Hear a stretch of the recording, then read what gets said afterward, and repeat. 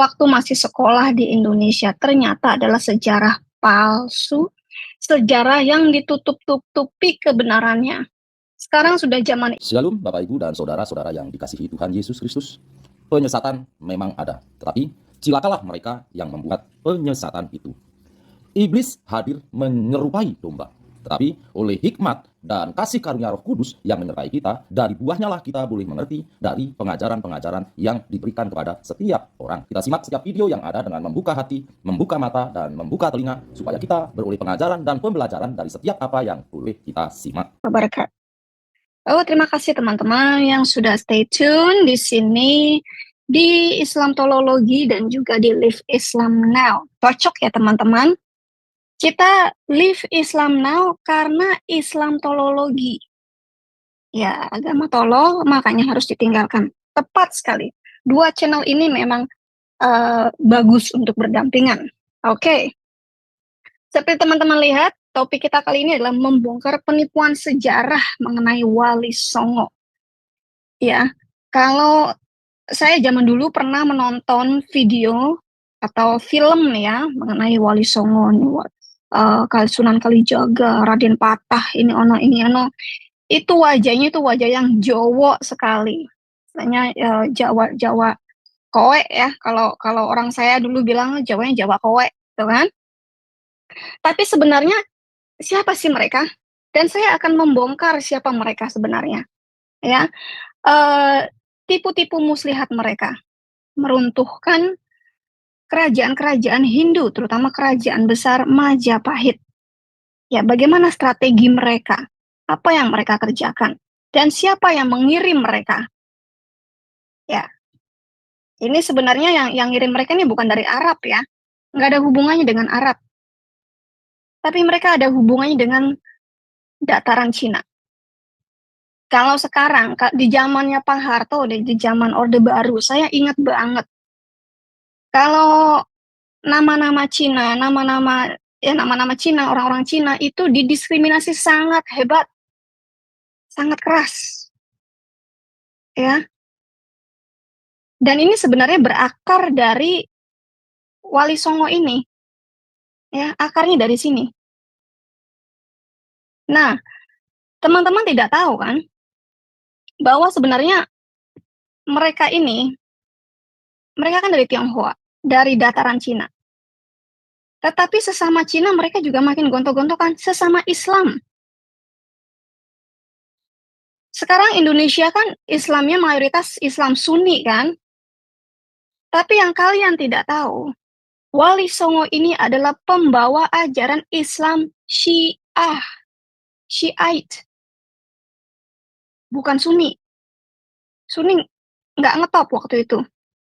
Tapi kenapa teman-teman Muslim sekarang yang Sunni justru mengidolakan Wali Songo ini yang Syiite? Islam mereka adalah Islam Syiite, Islam Mujahidin, bukan Islam Sunni. Seharusnya kalian memusuhi ini. Seharusnya buat kalian, Islam Sunni, ini adalah musuh besar kalian. Bukan idola kalian. Bukan pahlawan kalian. Karena mereka ini Islamnya Islam Syiite. Ya. Dan Syiite pun membenci Sunni. Dan ini ada di dalam buku yang akan saya bawakan. Karena ini materi saya ambil dari sebuah buku yang ada di library WAFM. Jadi teman-teman silakan masuk ke dalam website yang saya berikan di hadapan Anda, wafmgroup.online, masuk ke kolom kontak. Di situ Anda bisa melihat simbol atau logo Telegram. Ya, tapi sebelum klik itu Anda harus download dulu aplikasi Telegram, either di telepon Anda, di komputer, atau di tablet Anda ya. Lalu Anda harus create a new account. Setelah Anda create new account, semuanya establish, baru Anda klik link tersebut, langsung masuk, langsung subscribe ke library WAFM. Sekarang library WAFM sudah ada lebih dari 2.000 buku, e-book, PDF, gratis untuk di-download, untuk siapapun, ya, untuk semua kalangan. Saya nggak peduli mau Islam, Hindu, Kristen, Buddha, whatever, ya. Buku library kami terbuka. Tapi memang harus subscribe dulu, ya. Harus subscribe dulu. Harus ada membership-nya dulu. Dan membership-nya gratis, teman-teman. Nah, sekarang ini PDF kami itu kami kasih apa namanya? Seperti logo ya atau stem ya. Karena kami baru menyadari ternyata di Indonesia ini banyak yang mencuri library kami lalu dijual. Satu kopi 50.000, satu kopi 100.000 tergantung tebelnya semana. Dan ini yang kami hindari. Jadi bukan berarti kami mengklaim ini milik kami, tapi kami tidak ingin apa yang diambil dari kami, yang kami berikan secara cuma-cuma, secara gratis untuk di-download, dipelajari, dijual kembali untuk kepentingan satu pihak, ya. Oke, saya akan besarkan ini. Ya, oke, balance ya. Tunggu, saya besarkan ini dulu supaya full screen. Oke. Buku ini ada di library kami, yang judulnya adalah Runtuhnya Kerajaan Hindu Jawa dan Timbulnya Negara-Negara Islam di Nusantara. Ternyata yang menemukan nama Nusantara adalah Kerajaan Majapahit. Ya, kalau di zaman Majapahit, di zamannya siapa namanya Gajah Mada, ya. Di sana kita bisa membaca yang namanya Perjanjian Nusantara. Ya, saya tidak akan cover seluruhnya, Anda bisa baca sendiri, tapi akan saya cover yang penting-penting saja. Ya, karena banyak hal-hal yang Anda bisa baca sendiri. Dan kenapa saya mengangkat ini? Karena saya ingin masyarakat Indonesia mulai membaca. Masyarakat Indonesia mulai menyukai membaca. Karena dari membaca kita bisa memperoleh knowledge, memperoleh pengetahuan. Ya, dari membaca. Kita bisa mengerti banyak hal. Dan kita tidak bisa ditipu dengan membaca. Ya, dan membaca pun jangan hanya dari satu sumber saja. Dari sumber lainnya. Oke, ya. Ini yang saya maksudkan dengan ada stand WAFM. Ya, supaya kalau ada yang menjual di luar sana, ada pihak-pihak tertentu yang menjual e-book, ya kita bisa tahu ngambilnya dari mana, ya.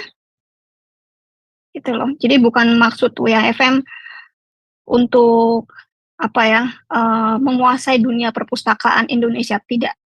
Tapi karena ada pihak-pihak yang menguntungkan diri sendiri, menjual sesuatu yang mereka dapatkan secara gratis, ya, dijual. Terutama kepada pihak-pihak akademis, students, ya, yang membutuhkan perpustakaan buku-buku dari kami. Ya, karena saya tahu yang namanya pelajar itu, ya duitnya pas-pasan. Ya, jadi kalau mereka bisa mendapatkan buku-buku secara gratis untuk mereka belajar, untuk pendidikan mereka, kenapa tidak? Ya, meskipun kami sendiri dari pihak WAFM, kami tidak mendapatkan buku-buku ini secara gratis. Banyak dari buku-buku ini kami harus beli, baik beli secara fisik lalu kami buatkan PDF, maupun kami harus subscribe dulu, ya, lalu kami stem dan kami berikan secara gratis. Banyak dari buku-buku yang kami sediakan di WAFM Library, kami harus beli dulu, beli secara PDF atau apapun, ya. Kami harus bayar. Dan terima kasih untuk support teman-teman yang selama ini mensupport WAFM dengan donasi-donasinya, ya, meskipun kecil, tetapi sangat berguna bagi kami, terutama bagi teman-teman yang membutuhkan wadah WAFM ini, gitu ya. Dan saya juga mau kasih sedikit informasi, WAFM kami masih dalam proses pembangunan rumah singgah, ya, rumah singgah masih dalam proses. Ini sudah berjalan 2 tahun, ya, sudah berjalan 2 tahun, dan masih ada, ya, kalau cepat terlaksana ya, tergantung dana ya teman-teman. Kita mungkin bisa menyelesaikan 2 tahun lagi pembangunan rumah singgah ini. Ya, karena memang dananya tersendat-sendat. Ya, tidak seperti grup yang lainnya ya, grup yang sebelah yang memiliki support ya, seorang donatur besar yang mensupport segalanya. Kami tidak. Ya, kami benar-benar berdiri sendiri. Ya.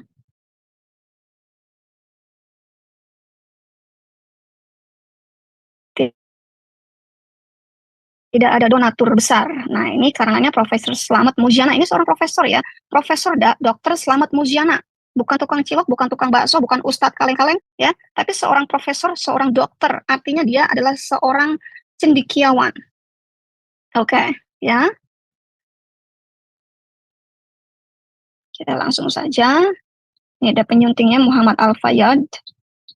Penyuntingnya sendiri adalah Muhammad Al-Fayyad. Ya. Rancang sampulnya si Ong. Ya, gambar sampul diolah dari artefak situs Majapahit di Mojokerto. Setting dan layoutnya Santo. Ya, oke. Pengantar redaksi. Ya, seperti saya katakan, saya akan bacakan saja yang penting-penting, istilahnya yang apa ya, yang perlu kalian ketahui. Ya, kisah kehancuran Majapahit yang diiringi oleh bertumbuhnya negara-negara Islam di bumi Nusantara menyimpan banyak sekali fakta sejarah yang menarik untuk diungkit kembali. Nah, hal-hal fakta sejarah ini, ya, maaf ya teman-teman, ini tidak diberikan di sekolah-sekolah negeri manapun di Indonesia. Kalian harus cari sendiri. Informasi atau sejarah-sejarah yang diberikan di sekolah-sekolah dasar, sekolah-sekolah negeri di Indonesia itu semuanya sudah penuh dengan tipuan, sudah penuh dengan penghapusan sejarah, sudah penuh dengan penggantian ya, dirubah-rubah ya, menggantikan sejarah ya. Sebagai kerajaan tertua di tanah Jawa, Majapahit bukan saja menjadi ikon dari puncak kemajuan peradaban Hindu Jawa, tetapi juga bukti sejarah tentang pergulatan politik yang terjadi di tengah proses Islamisasi pada masa peralihan menjelang dan sesudah keruntuhannya. Jadi dengan kata lain, Islam, cara penyebarannya, cara menguasainya, penguasaan Islam itu melalui apa? Politik. Jadi mereka bermain di segi politik. Sampai sekarang pun di Indonesia di tahun 2024 ini masih bermain di dalam politik. Segala sesuatunya disangkut pautkan dengan Islam. Segala sangkut paut politik. Kalau tidak memilih Anies Baswedan pasti masuk neraka. Siapapun yang memilih pemimpin kafir pasti masuk neraka. Ya, itu yang ditakut-takuti. Umat Islam seperti saya dulu itu paling takut kalau ditakut-takuti dengan masuk neraka kamu. Itu paling takut. Padahal sampai sekarang dari umat-umat Islam ini belum ada yang pernah berkunjung ke neraka lalu balik lagi dan memberitakan neraka itu seperti apa. Bahkan bahkan Mahmud pun yang sudah masuk neraka itu nggak bisa balik lagi. Mendekam saja di neraka.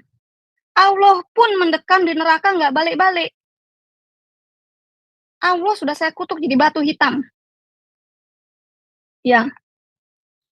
Jadi teman-teman, politik ini banyak digunakan untuk penyebaran pemaksaan agama Islam.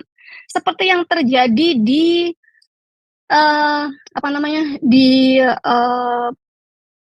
negara-negara Islam sekarang seperti Afghanistan, Pakistan, ya, itu mereka menggunakan politik,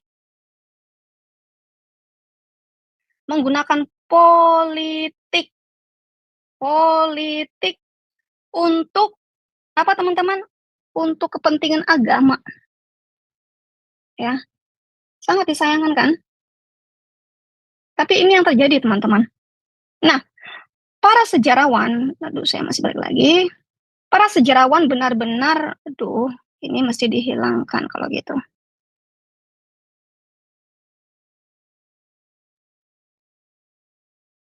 Maaf ya teman-teman, ini kayaknya mesti dihilangkan ini. Oh, Ires. Oke.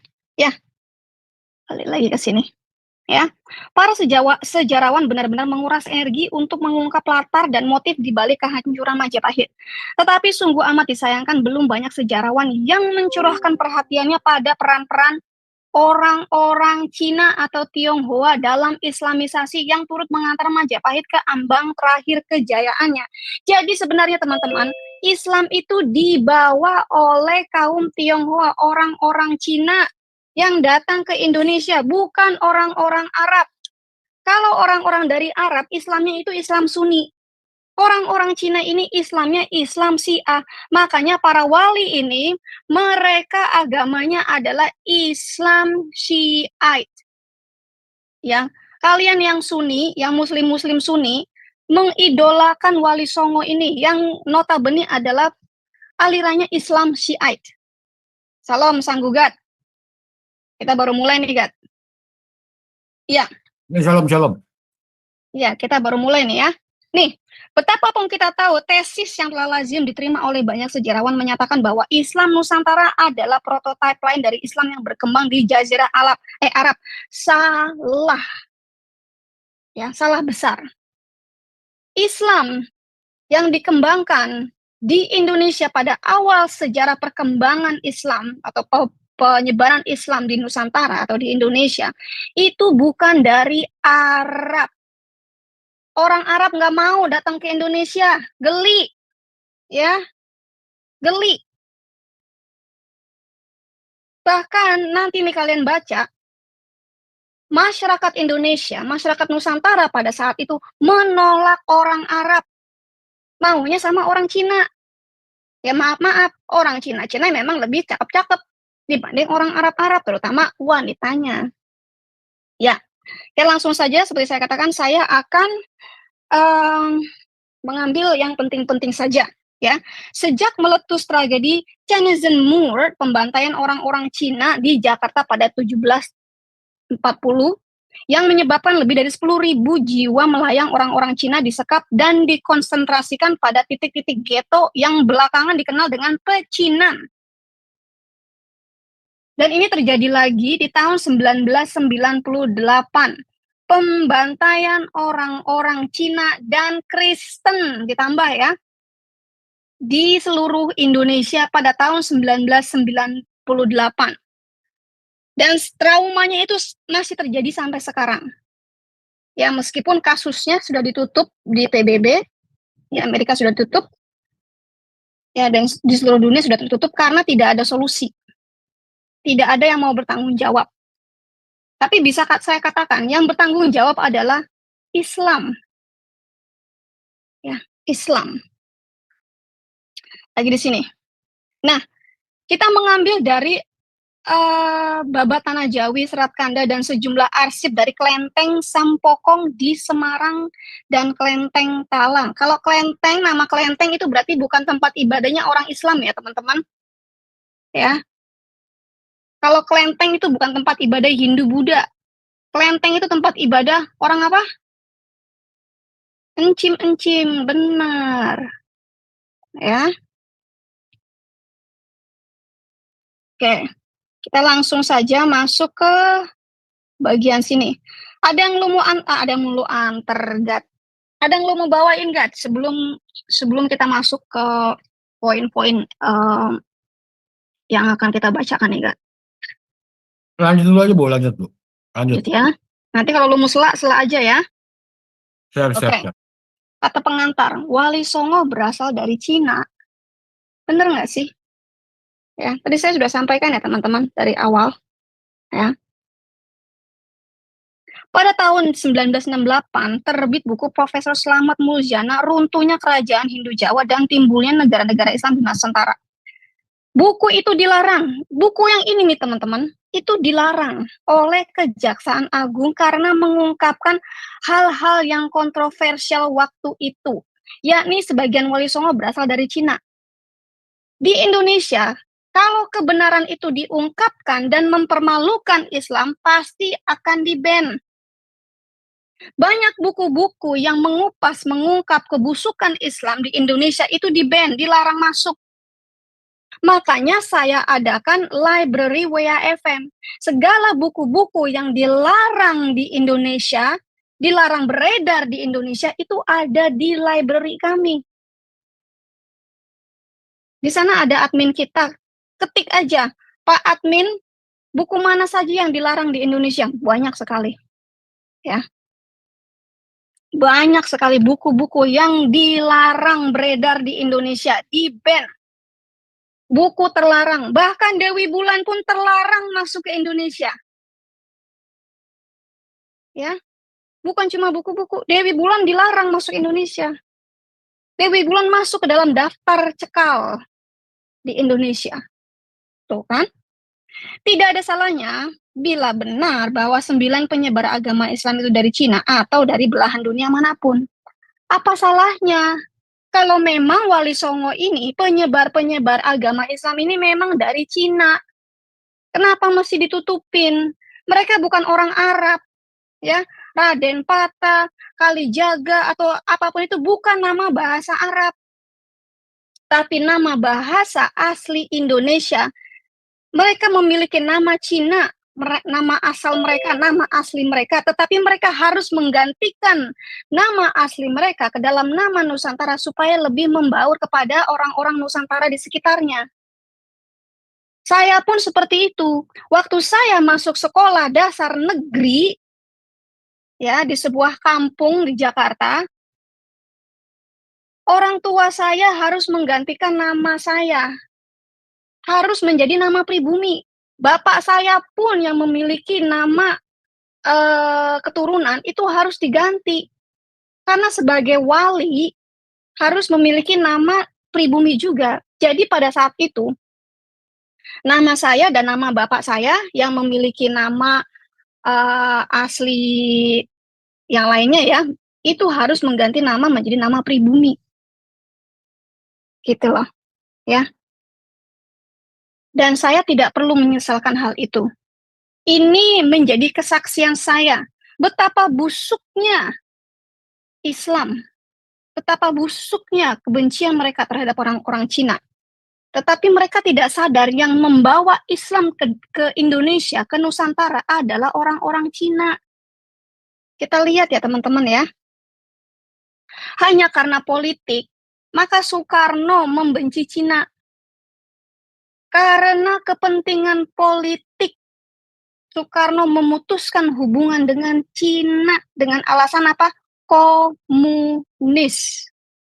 Padahal Cina dulunya adalah negara terbesar penyebar Islam. Bukan Arab ya. Bukan Arab. Tapi Cina adalah negara terbesar penyebaran Islam. Terutama di Asia. Oke. Kita langsung aja ya ke poin yang akan saya mau sampaikan ya. Presiden Portman tahun 1928 ditugasi pemerintah kolonial Belanda pastinya ya, untuk menyelidiki apakah Raden Pata itu orang Cina. Raden Pata bergelar Panembahan Jinbun dalam serat Kanda dan Senapati Jinbun dalam Babatana Jawi. Kata Jinbun adalah salah satu dialek Cina yang berarti orang kuat. Ya, Jinbun, tapi disatukan. Seperti nama saya, Lin Si. Ya. Maka sang residen itu menggeledah kelenteng Sampokong di Semarang dan mengangkut naskah berbahasa Tionghoa yang ada di sana sebagian sudah berusia 400 tahun. Nih, teman-teman, naskah yang berusia 400 tahun masih bisa diselamatkan. Tapi kenapa naskah Quran tidak bisa diselamatkan? Ya, Slamet menyimpulkan Bong Sui Ho yang datang di Jawa tahun 1445 sama dengan Sunan Ampel. Bong Sui Ho ini menikah dengan Ni Gede Menila yang merupakan anak Gang Engcu. Gang Engcu, Gan Engcu, susah amat. Mantan kapiten Cina di Menila yang dipindahkan ke Tuban sejak tahun 1423. Makanya teman-teman, orang Indonesia sama orang Filipina kok mirip-mirip ya? Dari sini ternyata, ya. Saya pun kalau kemana-mana ditanya, apakah kamu orang Filipin? Saya bilang, oh bukan, ya. Yang dipindahkan ke Tuban, oke, mantan kapitan Cina di Manila yang dipindahkan ke Tuban sejak tahun 1423. Dari perkawinan ini lahir Bonang atau Sunan Bonang yang kemudian dikenal sebagai Sunan Bonang. Bonang diasuh Sunan Ampel bersama dengan Giri yang kemudian dikenal sebagai Sunan Giri. Putra Gan Engcu yang lain adalah Gan Sichan. Ya, jadi Gan Engcu punya anak namanya Gan Sicang, ya. Dan Gan Sicang ini yang nggak lain ya si Bonang ini yang menjadi kapitan Cina di Semarang tahun 1481. Gan Sicang memimpin pembangunan masjid di Demak. Nih, orang Cina bikin masjid di Demak. Gan Sicang memimpin pembangunan masjid di Demak. Nih ya.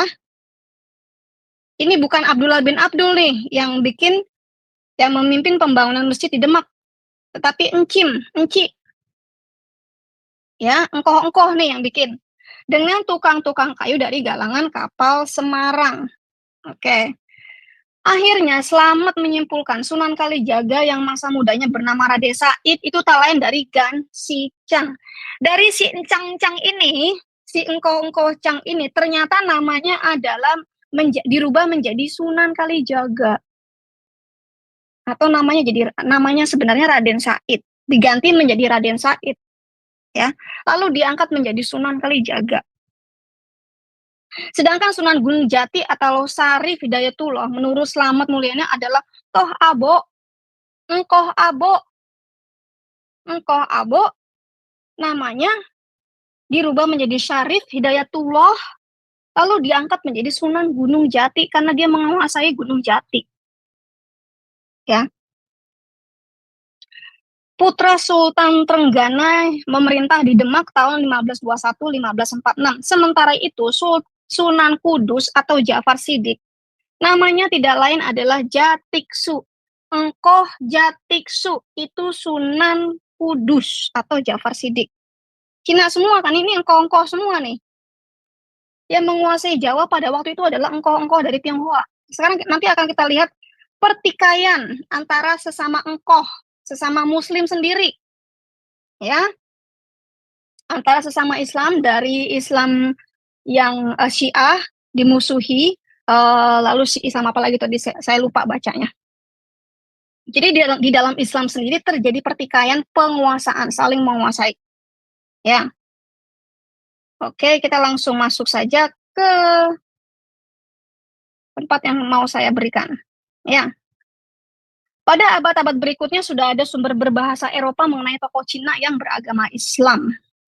Ketika Banten mengalami masa kejayaan pada abad ke-17, di sana ada pengusaha besar Tan Sekok, Engkoh Sekok, ya, si Engkoh nih. Ia bisa membaur dalam masyarakat Banten dengan menyatakan diri masuk Islam dan berganti nama menjadi Cakradana. Kalau mau berbaur dengan masyarakat, mau sukses dalam usaha, harus masuk Islam dan ganti nama. Itu jalan yang paling mudah, ya. Harus masuk Islam karena Islam adalah agama setempat. Ini abad ke-17 ya. Harus masuk Islam supaya gampang, prosedurnya gampang. Sekarang pun begitu. Encim-encim, engko-engko, Cina-Cina ini, saya juga termasuk Cina ya teman-teman. Jadi saya berhak membawakan. Ya. Saya juga orang keturunan. Cina-Cina ini harus masuk Islam supaya apa? Gampang berbaur, gampang diterima. Oh, ini orang pecinan, ya. Cina Islam, nggak apa-apa. Gitu loh.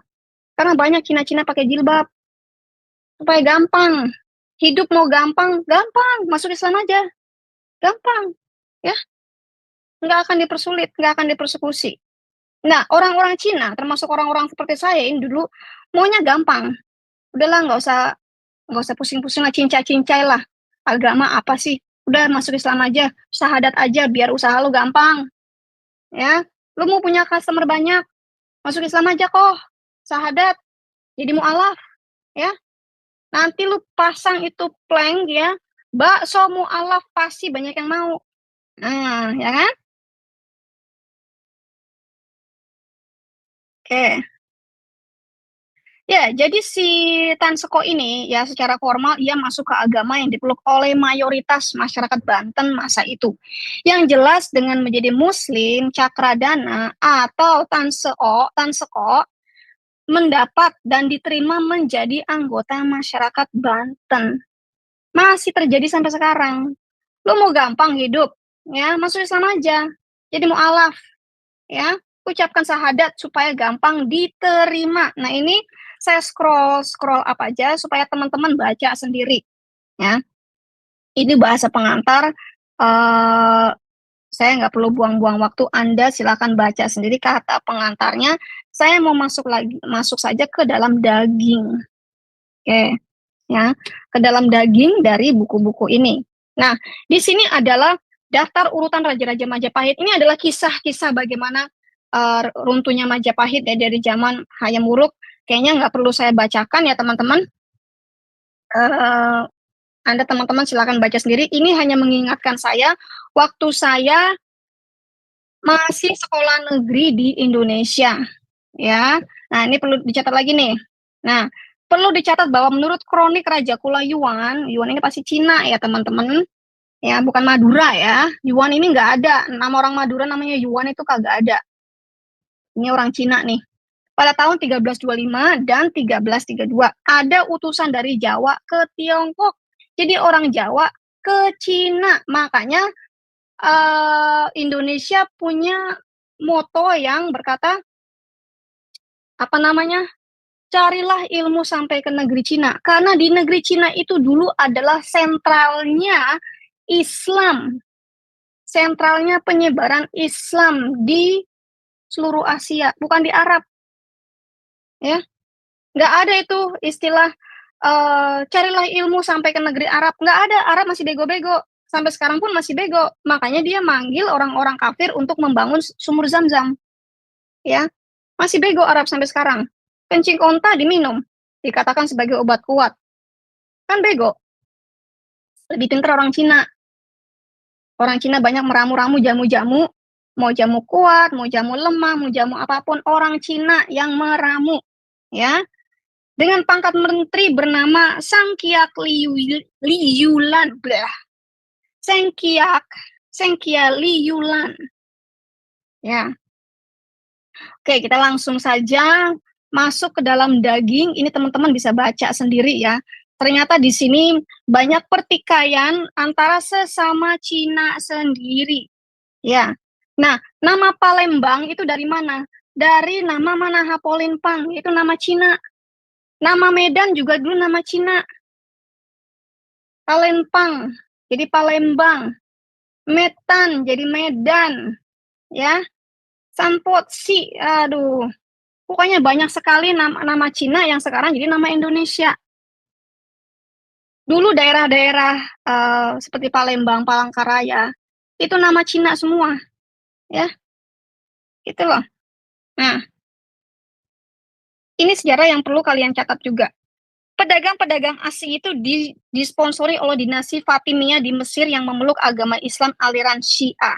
Sampai tahun 1968, daerah tersebut dikuasai oleh dinasti Fatimiyah di Mesir. Ketika dinasti Fatimiyah itu runtuh akibat serangan tentara Salahuddin yang beragama Islam aliran Syafi'i. Jadi orang-orang Syiah dikalahkan oleh orang-orang Syafi'i. Ya, nanti dikalahkan lagi orang Syiah lagi. Nanti Syiah dikalahkan oleh Sunni. Bolak-balik aja terus.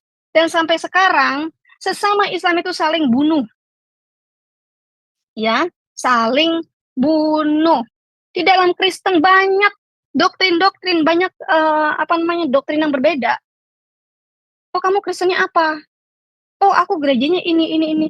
Tapi dari kita nggak ada yang saling bunuh, saling tikam. Pertikaian darah itu tidak ada. Tetapi kalau di Islam, memang sejak awal berdirinya Islam, ya, awal sejarah Islam itu sudah saling tikam. Orangnya Abu Bakar, orangnya Umar bertikai dengan orangnya Ali bin Abi Thalib. Bahkan Aisyah sendiri bersekongkol untuk membunuh Ali bin Abi Thalib. Dari awal, teman-teman, ya, dari awal berdirinya Islam, itu sudah penuh dengan pertumpahan darah. Ya, ini adalah kisah-kisah Majapahit, kisah-kisah apa namanya, bagaimana runtuhnya dari Sultan ini, dari ini, ya kalian silakan baca sendiri ya. Ini yang mau saya bacakan ya. Praktis pemerintahan pusat telah lumpuh, kekuasaan terpecah-pecah dan jatuh ke dalam tangan kaum adat yang beragama Islam aliran Syiah. Nggak ada Sunni. Sunni belum berkembang saat itu. Ya. Sunni belum ada. Gat, menurut lu Sunni itu berkembang tahun berapa sih, Gat? Itu bukan tahun 1900-an, Gat?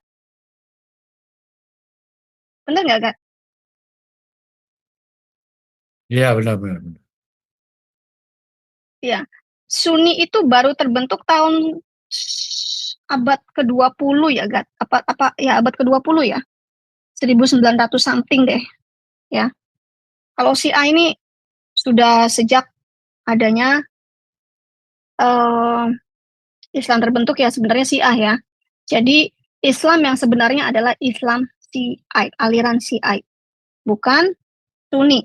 Sunni adalah aliran pemberontak, gitu kira-kira. Oke, kita langsung saja. Ini mengenai marga-marga, Simalungun, Siregar, Silo. Nah, oke, ini. Di sini ya. Jadi kalau teman-teman ada orang Medan, orang Batak yang marganya Simalungun, Siregar, Silo, Saragi itu sebenarnya dari Jawa. Ya, orang-orang Jawa yang merambah daerah Sumatera membentuk marga sendiri, ya. Jadi marga Siregar, Silo, Saragi, makanya mereka itu kebanyakan pemeluk agama Islam karena mereka memang dari Jawa dan mereka ini adalah orang-orang Cina nih, ya, yang merambah mau menguasai dataran Sumatera. Nah, ya kan, membentuk marga-marga baru yang anggotanya terdiri dari orang-orang Jawa saja. Nah, ini ada pengelompokan lagi. Kalau cuma orang Jawa doang, nggak ada encim-encimnya, mereka bikin marga sendiri, Damanik, Girsang, Purba, ya. Makanya mereka bentuknya agak beda dibanding orang-orang Sinaga, gitu. Orang asli Batak, saya baru tahu nih, ternyata adalah Sinaga. Ya, orang asli Batak nih. Orang-orang dari marga Sinaga bersikap bermusuhan terhadap Raja Indra Warman yang membawa ini nih marga-marga ini nih. Ya, yang membentuk marga-marga baru seperti Damanik, Girsang, Purba dan sebagainya. Ya. Masuk dalam juga marga Siregar, Silo. Nah, makanya kalau wajah-wajah Sinaga kok beda dengan wajah-wajah Siregar, padahal sesama orang Batak, sesama orang Medan. Oke, kita langsung aja ya. Ini pertikaian sesama Nusantara. Tetapi dari yang mau saya bawakan di sini, ya meskipun saya sudah, nah ini dia nih ya. Gang Angcu diberi gelar Aluya, ya ini Arya. Arya itu seperti bangsawan ya, oleh raja yang bernama Sukingta. Raja Majapahit memerintah tahun 1427 sampai 1447. Sudah pasti bahwa Raja Sukingta dalam berita Tionghoa ini sama dengan Rani Suhita. Cina kan? Cina. Ini nggak ada nama Muhammad bin Abdullah di sini. Ya. Nggak ada. Ini encim-encim semua nih. Ya, dari sini saja teman-teman. Seharusnya teman-teman sudah bisa menyimpulkan ya. Anda baca sendiri ya. Ya. Anda baca sendiri susunan Raja Majapahit. Saya nggak perlu bacakan. Ya. Dalam berita Tionghoa yang tersimpan di Kelenteng Sampokong di Semarang dinyatakan pula bahwa Raja Majapahit yang penghabisan dan ditawan di Demak oleh tentara Demak ialah Kintabumi. Ya, lalu disatukan menjadi Kintabumi. Demikianlah dapat dipastikan sekarang bahwa Bre ini adalah seperti dia angkat sebagai panglima ya. Kertabumi memang Raja Majapahit yang terakhir. Nah, masih ingat ya nama Jinbun itu siapa? Ya, penguasa pertama ialah orang Tionghoa bernama Julaiwa. penguasa mana? Penguasa Tionghoa, Julaiwa di Demak, ya. Panembahan Jinbun alias Raden Patah mengangkat Julaiwa sebagai penguasa. Boleh dikatakan bahwa sudah tahun 1478 Majapahit diperintah oleh penguasa Tionghoa. Sultan Demak Panembahan Jinbun alias Al-Fatah, yang artinya adalah pemenang atau conqueror, adalah peranakan Tionghoa, putra Raja Kertabumi, lahir dari putri Cina. Jadi bininya yang keberapa ini adalah orang Cina dari Tionghoa, lahirlah si Patah ini, ya. Seperti akan kita ketahui dari bab 3, identifikasi dan jalannya sejarah, Jinbun diasuh oleh Arya Damar alias Swan Leong, kapten Cina di Palembang, putra Raja Wikramawardhana yang lahir dari putri Cina, ya. Nah, ini dia. Nah, Penembahan Jinbun, tadi nih si Jinbun, si Patah, sadar bahwa orang-orang Majapahit tidak suka diperintah oleh penguasa Cina. Karena orang-orang Majapahit adalah orang-orang yang masih beragama Hindu. Tentu tidak mau diperintah oleh orang-orang yang beragama Islam. Ya, tahu sendiri kan Islam kayak gimana kan? Nah, banyak tipu-tipunya, ya. Langsung masuk saja. Kita langsung, ini kronik Tionghoa ya. Jadi sesama encim pun rebutan kekuasaan. Sesama encim pun, sama engkongko, mereka Islamnya berbeda. Yang satu Syiah, yang satunya nanti kita lihat lagi. Ya. Saya mau langsung saja, nih ada Babatana Jawi. Nah, lagi Prabu Brawijaya kawin dengan seorang putri Cina, kawin lagi dengan orang Cina. Sebagai syarat untuk menghilangkan kemandulan putri Campa, Cina juga, seperti telah diramalkan. Ya, sesama Cina. Yang satunya mandul, karena ketahuan mandul, maka dia kawin lagi dengan seorang putri Cina yang masih muda. Nanti putri Cina ini hamil, ya, punya anak, yang nanti akan dijadikan seorang raden juga, ya, seorang dari Wali Songo. Ya. Nah, ini lucunya begini nih. Ini memang terjadi di dalam Islam, ya. Raja Campa telah memeluk agama Islam berkat bujukan Makdum Ibrahim. Makdum Ibrahim berhasil mengislamkan rakyat Campa. Sebagai tanda terima kasih dan penghargaan, Makdum Ibrahim diambil menantu oleh sang Prabu, dikawinkan dengan adik perempuan Dwarawati. Dari perkawinan itu, Makdum Ibrahim memperoleh 2 putra bernama Raden Rahmat dan Raden Santri. Ya, tetapi karena Makdum Ibrahim itu nanti dikawinkan lagi dengan seorang putri lagi ya, jadi berpoligami seperti biasa. Kalau dalam Islam poligami itu kan biasa kan, hal yang lumrah. Nah, tapi setelah nanti itu perempuan hamil, si putri ini hamil, si Makdum ini lari balik ke Arab, meninggalkan istri yang lagi hamil. Biasa kan, kawin lari kan? Gitu. Apa lagi? Mana lagi? Mana? Ya, kita lanjut aja ya. Dan ini hanya kisah-kisah yang jerimet ya. Keturunan.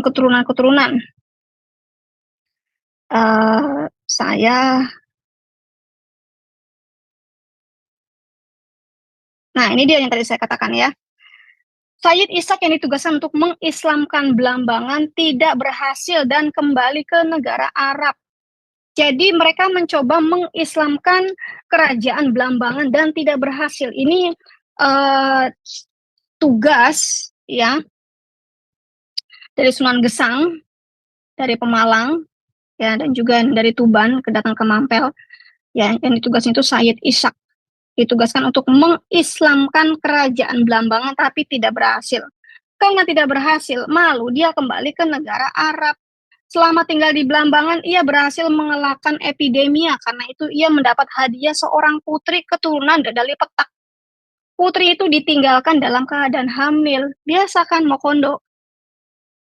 Setelah sampai bulannya, sang putri melahirkan seorang bayi laki-laki. Bayi itu segera dihanyutkan oleh Raja Belambangan karena malu bapaknya nggak ada. Ya. Nah, kita lanjut. Nah, ini ada lagi nih, putri Cina melahirkan anak laki-laki bernama Raden Patah. Tadi kita sudah lihat ya, siapa Raden Patah itu sebenarnya. Si Engkoh itu tadi. Ya. Sunan Bonang berangkat ke Majapahit untuk mengislamkan Raden Said, putra Temenggung Wulantika yang sudah menjadi penjahat. Memang Islam senangnya hire atau merangkul para penjahat, termasuk para perampok-perampok. Kita sudah baca bagaimana si Mahmud hire orang-orang baru untuk merampok. Ya, sebenarnya gue lapar sih. Oke, Kak, tuh lanjut nih, Gat. Ini yang nanti mau gue bawakan. Yang nomor 3 ini di halaman 81. Nah, Gat. Ya gue nggak punya bukunya, gue belum download buku ini gue. Oke, belum download ya. Ya, masih download nih. Ya, berita dari Klenteng Sampokong di Semarang. Channel Sunnah Rasul, Sunnah Nabi ya, benar nggak sih Sunnah Rasul? Ya, itu sudah membawakan materi mengenai Tuanku Rao, ya, atau siapa Imam Bonjol itu sebenarnya, ya. Kapan-kapan akan saya bawakan juga Tuanku Rao, ya. Saya akan bawakan karena bukunya kami juga ada di library ya. Teman-teman bisa beli bukunya fisiknya itu di Tokopedia, kalau nggak salah ya, Tokopedia atau apa ya. Harganya dari 50.000 sampai 8.000, murah teman-teman. Harganya sangat murah. Dan ini harus kalian baca, harus kalian miliki dan kalian baca untuk mengetahui sejarah Indonesia yang sebenarnya, dan jangan lagi mau ditipu oleh sejarah. Ya.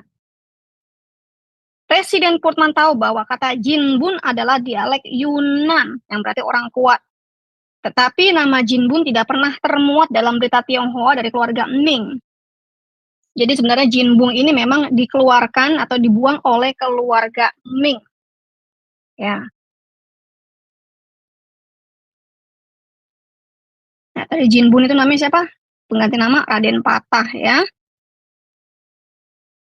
Nah, lalu saya langsung. Raden Patah itu bukannya ini ya? Apa namanya?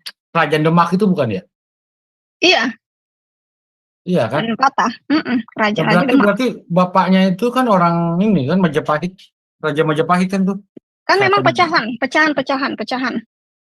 Iya, yang dibantai juga sama dia kan? Iya. Ya. Oh iya, benar-benar berarti dia udah. Iya, ini Raden Patah ya. Nah, emaknya nih orang Cina. Emaknya nih emak Cina, makanya punya nama Jinbun, Panembahan Jinbun. Dan dialah si Raden Patah inilah yang membuat strategi bagaimana menghancurkan keluarganya sendiri, ya, membagi-bagi. Nah, strategi ini adalah strategi Cina, ya. Sebenarnya strategi divided impera itu bukan strateginya VOC, tetapi strategi Cina untuk memecah belah dan melemahkan sebuah kerajaan supaya dapat diserang, mudah diserang, ya. Dan ini adalah strategi Cina, teman-teman. Strategi dari Tiongkok dan dibawa oleh Jinbun alias Raden Patah untuk menghancurkan keluarganya sendiri. Nah, itu dia.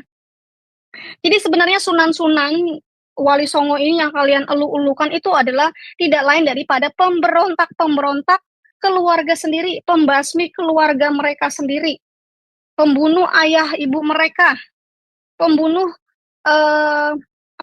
nenek moyang mereka sendiri. Ya, demi apa teman-teman? Demi agama. Semuanya atas nama agama. Atas nama agama lo ngabri duar. Ya. Lo ngabri bunuh. Bantai. Slit. Banyak terjadi kan?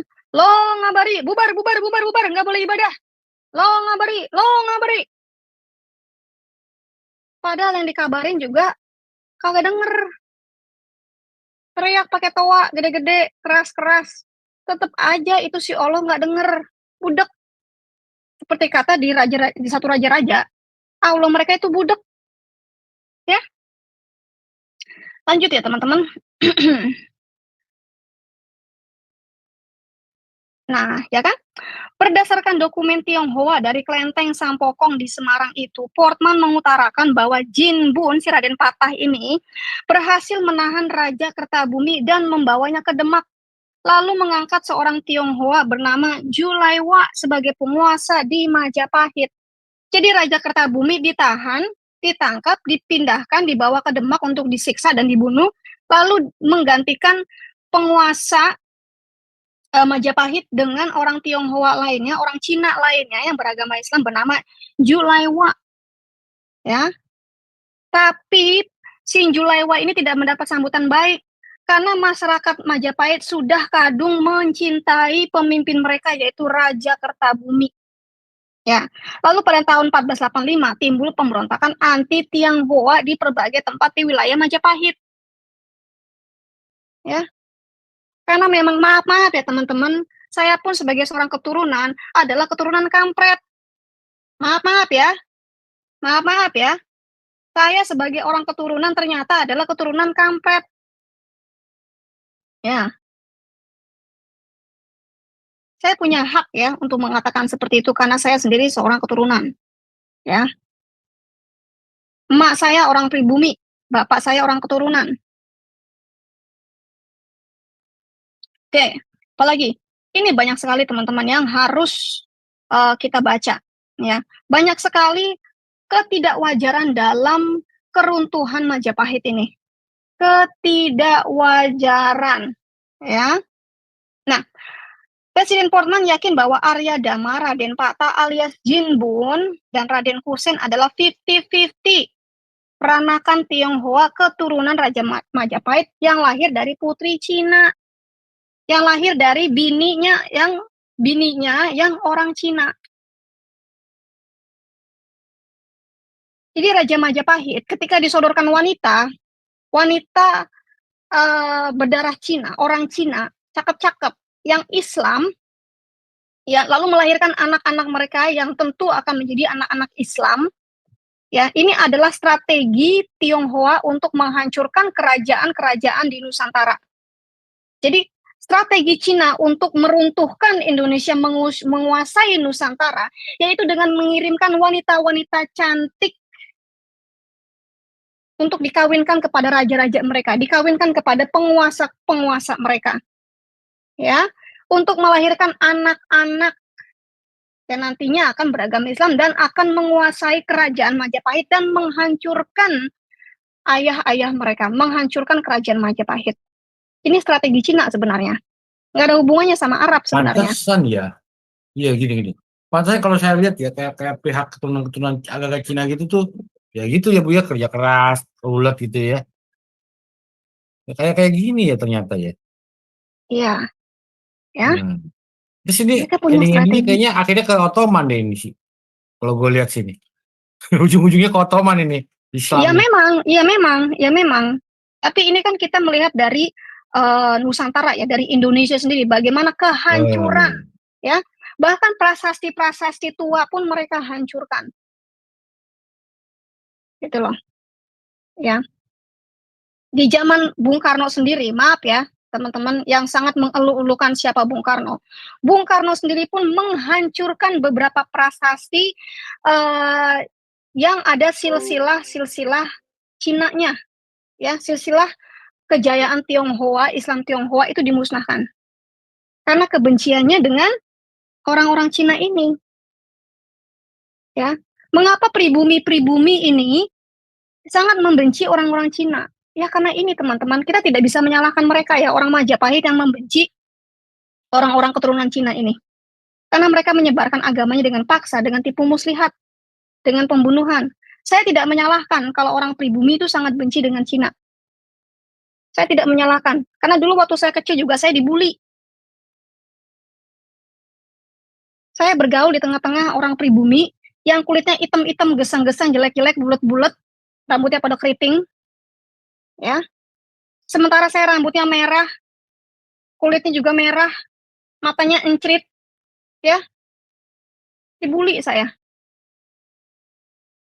Dan itu suatu hal yang lumrah terjadi ya. Teman-teman. Kita baca lagi ya. Presiden Portman yang yakin bahwa Arya Dama, Raden Pata alias Jin Bun dan Raden Kusen adalah 50-50 peranakan Tionghoa keturunan Raja Majapahit yang lahir dari istrinya yang orang Cina. Ini memang strategi Cina. mengirimkan perempuan-perempuan cantiknya untuk dikawinkan agar melahirkan anak-anak nanti yang akan memberontak orang tua mereka sendiri. Ya. Dari pihak Tionghoa, mereka mewarisi ketekunan dan keuletan kerja, tidak takut pada kesukaran, tidak kenal lelah dalam bekerja. Dari pihak ayah, yakni Raja Majapahit, mereka mewarisi sifat kepriayian dan kepemimpinan. Kombinasi watak yang diwarisi dari pihak ibu dan pihak ayah tersebut sangat menguntungkan dalam perkembangan kehidupannya, terutama politik dan penguasaan, ya, penyebaran agama Islam. Makanya kalau lihat orang-orang Cina, dimanapun mereka berada, mereka tuh ulet, tapi mereka berhasil menyekolahkan anak-anak mereka sampai perguruan tinggi. Mereka itu ulet, bahkan ketika di Amerika pun mereka bisa berhasil, mereka masih hidup. Ya, mereka hidup sangat sederhana. Kalau kalian perhatikan, ya, encim-encim di sini, terutama pendatang-pendatang Cina daratan yang miskin-miskin ya, termasuk saya, itu pekerja ulet. Ya, mereka hidup apa adanya, tetapi berhasil menyekolahkan anak-anak mereka sampai perguruan tinggi. Tidak hidup flamboyan, tidak hidup dengan gaya-gayaan, pakai inilah, pakai onolah, nggak ada itu. Ya. Tapi kalau kita lagi punya duit, kita punya duit. Ya. Nah, itu bedanya antara pribumi dan keturunan encim seperti saya. Nah, ini Kalau punya duit ya, pasti mix. kasih anaknya sekolah, Bu. Lebih milih pasti anaknya dong. sekolah. Iya. Oh iya dong, pasti. Kalau sebelah, Dan anak saya kan juga sekolah. kalau sebelah punya duit mendingan ke Arab sono dia. Kawin, kawin. punya istri 2, 3, 4, ya kan? Habis itu ke Arab, jual tanah. Kalau perlu jual bini buat ke Arab. Kayak gitu. Ya. Emang laku tuh bini. Laku lah, Gat. Tetep aja laku. Kan ada kan di Islam itu jual-jual bini kan, tuker-tukeran bini kan? Ada. Boleh kan? Tuker-tukeran bini boleh. Kan kita udah pernah bawain materinya. Iya. Emang pernah kita bawa ya?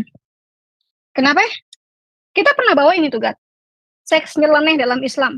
Nah itu. Kita bungkus dalam satu materi. Mungkin kita perlu bawakan lagi tuh seks nyeleneh dalam Islam. Lu mesti bawain lagi tuh, Gat. Oh iya gitu. Biar di refresh lagi. Dulu kalau nggak salah kita live-nya bareng Pak Ustadz. Gitu loh. Ya, kita live-nya bareng Pak Ustadz. Mungkin kita mesti perbaharui lagi nanti bareng dengan Pak Seno. Ya, kan mantan-mantan Islam juga nih. Ya kan? Oke, kita lanjut ya. Dalam usia 23 tahun, Jin Bun, si engkoh ini, berhasil meruntuhkan kerajaan Majapahit yang telah bertahan 184 tahun. Dengan strategi apa, teman-teman? Peyempuan. Sampai sekarang pun masih terjadi kan, Gat? Masih dong. Masih terjadi. Peyempuan. Uclim yang rela ngangkang asalkan itu laki masuk Islam. Bener nggak? Banyak Bu, gitu Bu, banyak. Yang paling gampang. Itu pengalaman pribadi sih, pengalaman pribadi. Iya, gue juga pengalaman pribadi. Yang gampang ngangkang itu pokoknya yang KTP-nya Islam. Bener loh, ya. Yang gampang ngangkang, ya, menyerahkan selangkangan itu yang KTP-nya Islam sampai sekarang. Ya, bahkan bukan cuma di Indonesia, di sini pun di Amerika, teman-teman.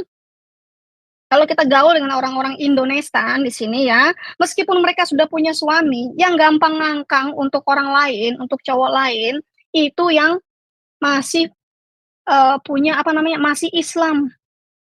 Banyak itu. Karena buat mereka no big deal, ya. Allahnya jauh, nggak bisa menjangkau mereka. Apalagi di sini nggak ada toa-toa buat manggilin si Allah. Udah makin jauh, budek lah si Allahnya. Ya kan? Oke, Kinsan alias Raden Kusen berhasil menyelundup ke dalam keraton Majapahit sebagai spion dalam usia hampir sama dengan Jimun dan Kongkoh dan berhasil merongrong kekuasaan Majapahit dari dalam. Makanya lu mesti hati-hati sama uclim-uclim. Nih, gue kasih tahu nih pengusaha-pengusaha ya, pengusaha-pengusaha Cina atau Tionghoa atau apalah. Bentar ini orang Ini jam berapa sih?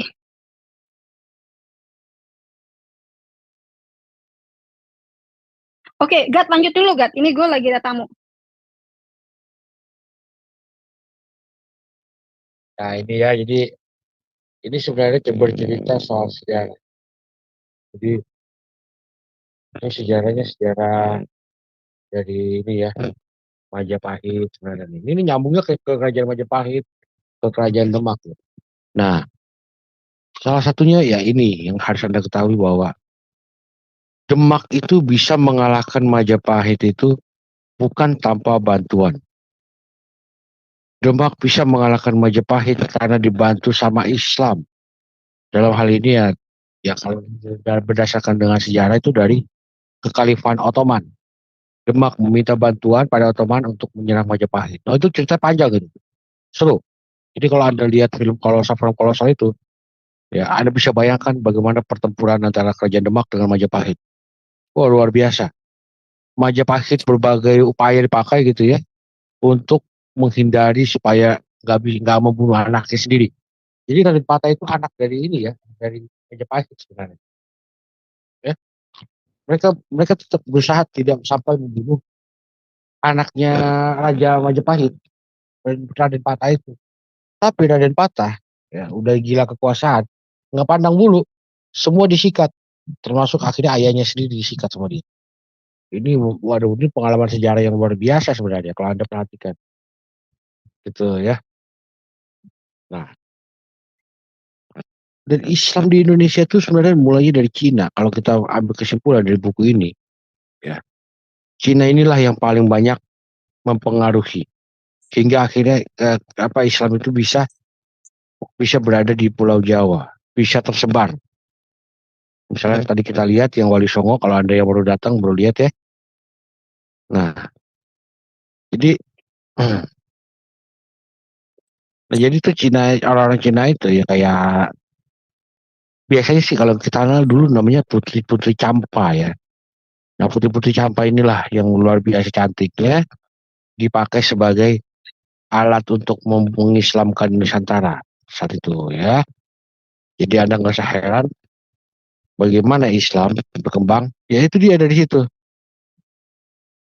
Dari orang-orang Cina daratan situ. Ya, parah ya. Parah. Tapi kalau kerusuhan, orang-orang Islam di sini, di Indonesia ini ya, yang orang-orang Abdul ini, yang diserang malah orang Cina duluan. Tuh, coba lihat kerusuhan 68, 65 tuh. 65, 98 tuh. Kan orang Cina terus tuh yang jadi korban tuh. Ya, emang nggak tahu diri emang Islam ini ya. Agama Islam emang nggak tahu diri sih. Mau dia keturunan Cina nggak keturunan Cina juga tetap aja. Kurang ajar sendiri gitu loh. Ya lanjut Bu, udah masih bisa lanjut Bu.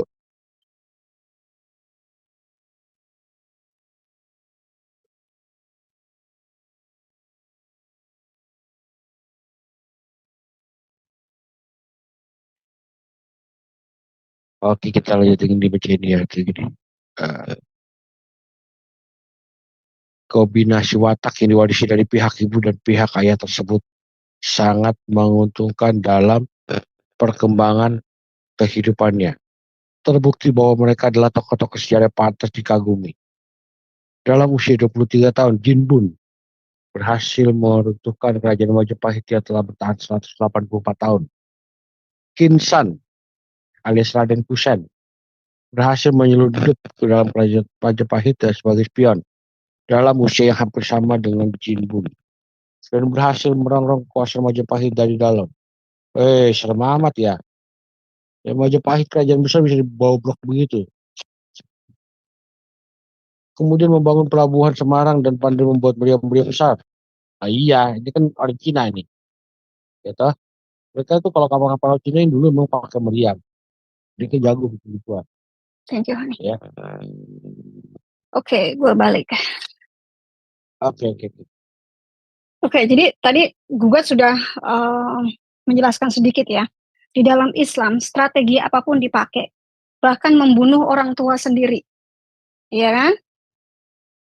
Manusia yang masih berperi kemanusiaan tidak akan mau membunuh anaknya sendiri yang membangkang kepada orang tuanya.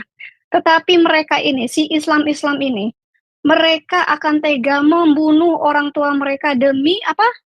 Islam. Inilah ajaran yang dibawakan oleh Mahmud. Ya, jadi kerajaan Majapahit itu hancur karena apa?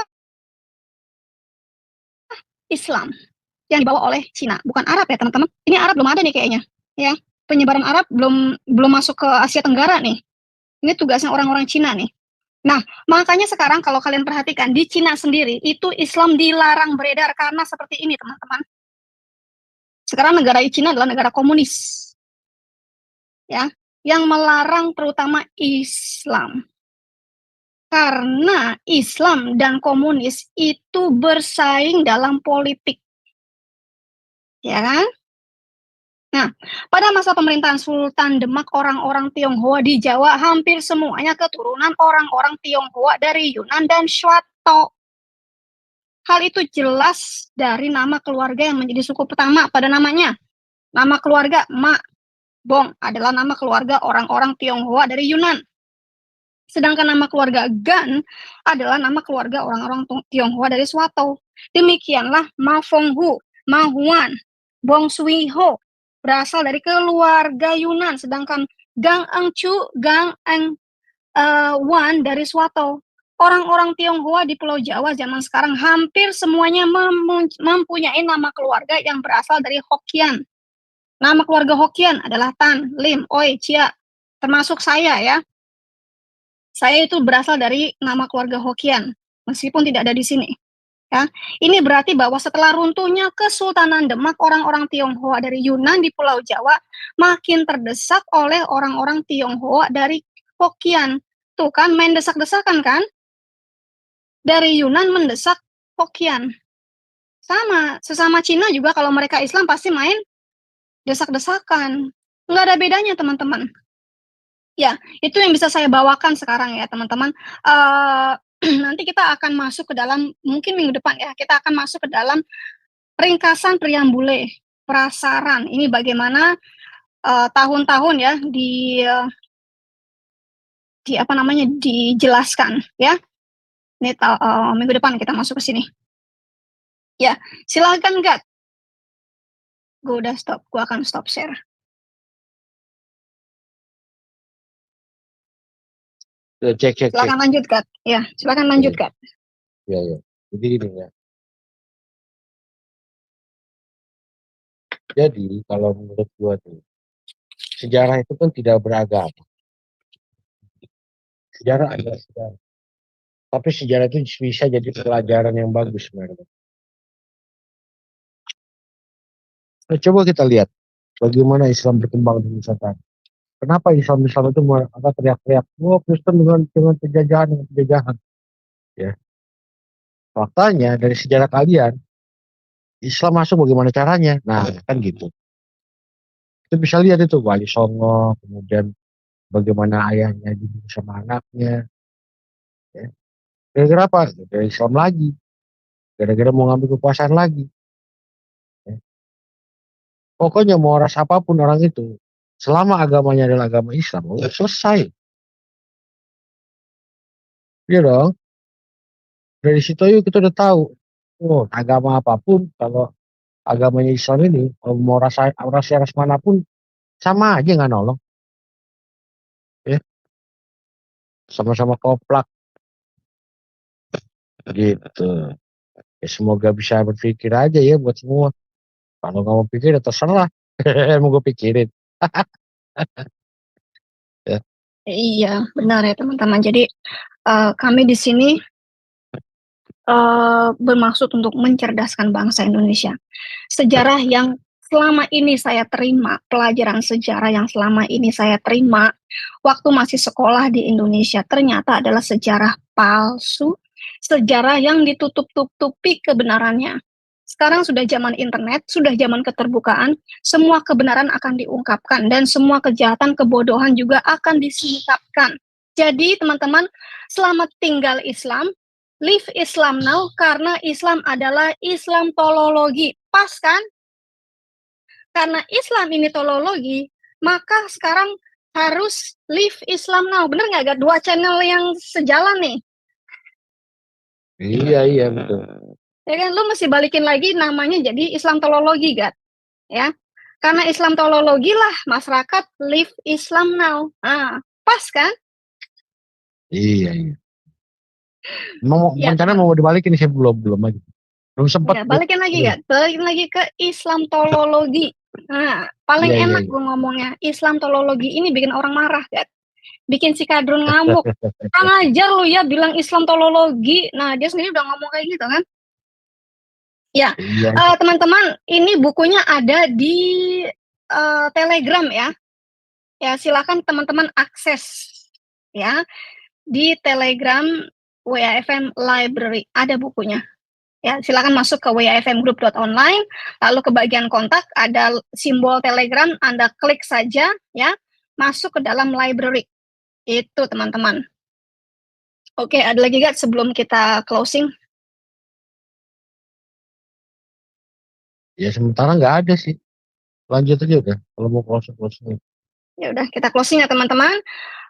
Jangan lupa hari Kamis kita Sunnah Rasul, kita membongkar kekejian ajaran Mahmud ya. Juga yang saya ambil dari buku. Nah, hari Sabtu kita akan lanjut lagi dengan Jai Apologetic. Saya ucapkan terima kasih telah menonton video ini sampai habis. Dukung terus channel Hati yang Gembira dengan cara like, komen, dan subscribe. Tuhan Yesus Kristus memberkati kita semua. Amin.